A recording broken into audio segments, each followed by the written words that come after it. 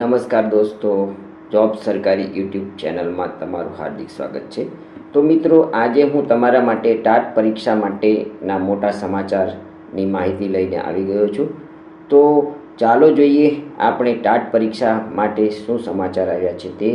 જો તમને મારો આ વિડીયો પસંદ આવે તો મારી યુટ્યુબ ચેનલ જોબ સરકારીને જરૂરથી સબસ્ક્રાઈબ કરો, વિડીયોને લાઈક કરો અને આ વિડીયો તમારા મિત્રોને શેર કરો।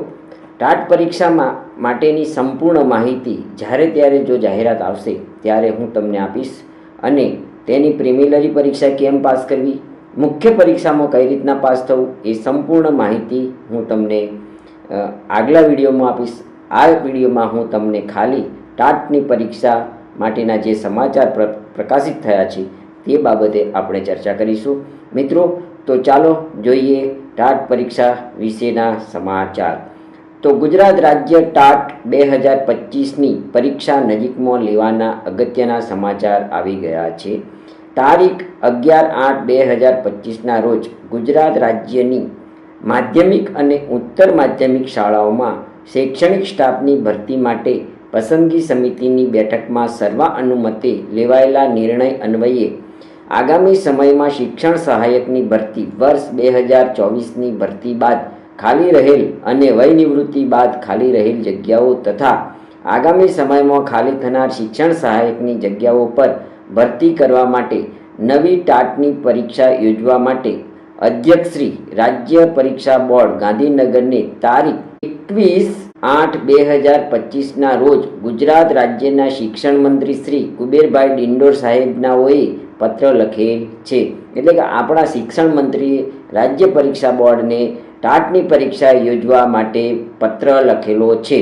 હવે મિત્રો આગળ જોઈએ તો ટાટની પરીક્ષામાં બેસવાની શૈક્ષણિક લાયકાત ધરાવતા મિત્રો કે જેઓ શિક્ષણ સહાયકમાં જોડાવા માંગતા હોય અને અગાઉની શૈક્ષણિક સહાયકની ભરતીમાં સિલેક્શન થયેલ ન હોય તેમને ટાટ પરીક્ષા સારા માર્ક્સે પાસ કરવાની એક ઉત્તમ તક ટૂંક સમયમાં આવવાની છે। પરંતુ મિત્રો, તમારે આ ઉત્તમ તક ઝડપવા માટે તેના માટેની તૈયારીઓ ચાલુ કરી દેવી જોઈએ। હવે મિત્રો જોઈએ તો ટાટની પરીક્ષા ધોરણ 9-10 સેકન્ડરી તથા ધોરણ 11-12 હાયર સેકન્ડરીના શિક્ષક બનવા માટે યોજવામાં આવતી પરીક્ષા છે।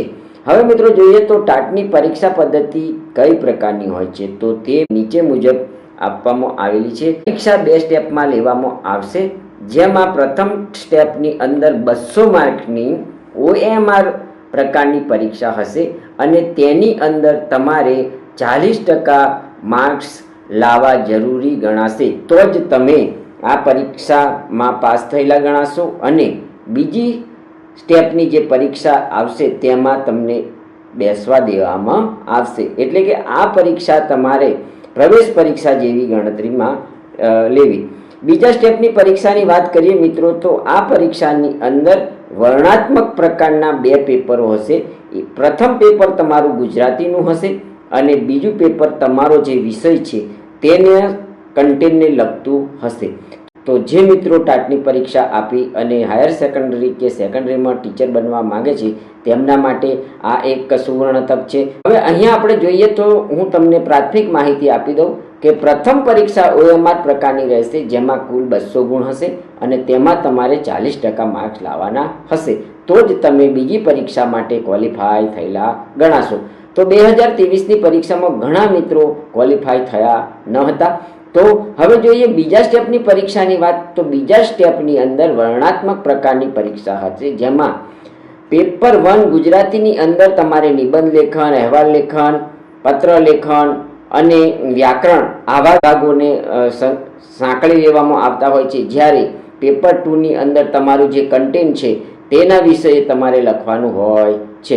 તો મિત્રો, આ બધી જ માહિતી હું જ્યારે ત્યારે પરીક્ષા આવશે આગળ આ માહિતીને પ્રસ્તુત કરીશ એક વિડીયો દ્વારા। તો તમે જરૂરથી આ વિડીયોને લાઈક કરો, અમારી યુટ્યુબ ચેનલને સબસ્ક્રાઈબ કરો। જો સબસ્ક્રાઈબ કરશો તો જ તમને આની પછીનો જે વિડીયો આવશે તે જોવા મળશે। તો મિત્રો ચાલો જોઈએ આગળ જે પત્ર શિક્ષણ મંત્રીશ્રીએ રાજ્ય પરીક્ષા બોર્ડને લખ્યો છે તે અહીંયા મેં મૂક્યો છે। જો તમારે તે પણ જોવું હોય તો જોઈ શકો છો અને હું તમને આનું વાંચન કરીને પણ બતાવી દો કે પ્રતિ અધ્યક્ષ શ્રી રાજ્ય પરીક્ષા બોર્ડ સેક્ટર 21 ગાંધીનગર તારીખ 21/8/2025 જ છે. તો અહીંયા લખ્યું છે કે શિક્ષણ સહાયકોની ભરતી માટે નવી ટાટ પરીક્ષા યોજવા બાબત તારીખ 11/8/2025 રોજ અત્રે કચેરીએ યોજાયેલી બેઠકની કાર્યવાહીની નોંધ. શ્રીમાન, ઉપરોક્ત વિષય અનુસંધાને જણાવવાનું કે રાજ્ય સરકારની સરકારી અને બિન સરકારી અનુદાનિત માધ્યમિક અને ઉત્તર માધ્યમિક શાળાઓમાં શિક્ષણ સહાયક ભરતી વર્ષ 2024 અંતિમ તબક્કામાં છે.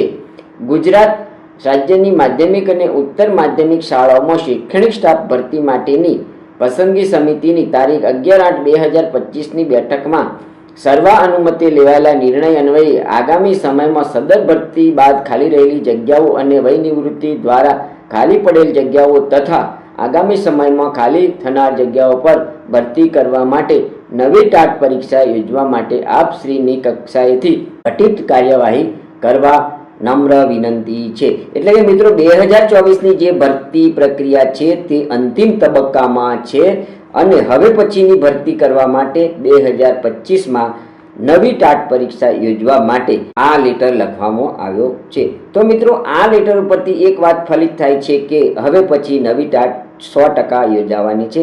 જે મિત્રો આ પરીક્ષા આપવાના છે તેવા મિત્રોએ અત્યારથી જ પરીક્ષાની તૈયારી ચાલુ કરી દેવી જોઈએ. કારણ કે પ્રાથમિક પરીક્ષામાં પણ ટફ પૂછાતું હોય છે, પરંતુ તે સિવાય તમારે જે વર્ણનાત્મક લખવાનું છે તેમાં પણ પેપર લખવામાં બહુ તકલીફ પડતી હોય છે. કારણ કે બહુ લોંગ ટાઈમ પછી ઘણા મિત્રો પેપરની અંદર વર્ણનાત્મક લખતા હોય છે. તો જે લોકોએ આ પરીક્ષા આપવાની છે તેમણે બંને પરીક્ષાઓની તૈયારી અત્યારથી જ ચાલુ કરી દેવી જોઈએ. તો જ તમે સારા એવા માર્ક સાથે આ પરીક્ષાઓ પાસ કરી શકશો. તો મિત્રો, આ વિડીયો જો તમને સારો લાગ્યો હોય તો અમારી યુટ્યુબ ચેનલને જરૂરથી સબસ્ક્રાઈબ કરો, વિડીયોને લાઈક કરો અને તમારા મિત્રોને આ વિડીયો શેર કરો. તો મિત્રો, અહીંયા એક મહત્વની નોંધ મેં લખી છે કે ઉમેદવારોએ સરકારશ્રી દ્વારા જાહેર થયેલા નિયમોને જરૂરથી જોવાના રહેશે. તેમાં આપવામાં આવેલી માહિતી આખરી ગણાશે. આ બ્લોગમાં આપવામાં આવેલી માહિતી અલગ અલગ પ્રકારના પ્લેટફોર્મને સંદર્ભમાં લઈને લખવામાં આવેલી છે, જેથી બ્લોગમાં નાની મોટી ચૂક રહી જવાની સંભાવના રહેલી છે, જેથી સરકારશ્રી દ્વારા જાહેર થયેલા નિયમો જ આખરી ગણવામાં આવશે. તો મિત્રો, આ હતો આપણો ટાટ માહિતીને લગતો વિડીયો. જો તમને આ વિડીયો સારો લાગ્યો હોય તો મારી યુટ્યુબ ચેનલને સબસ્ક્રાઈબ કરો, વિડીયોને લાઈક કરો અને તમારા મિત્રોને જરૂરથી આ વિડીયો શેર કરો. આભાર, ધન્યવાદ.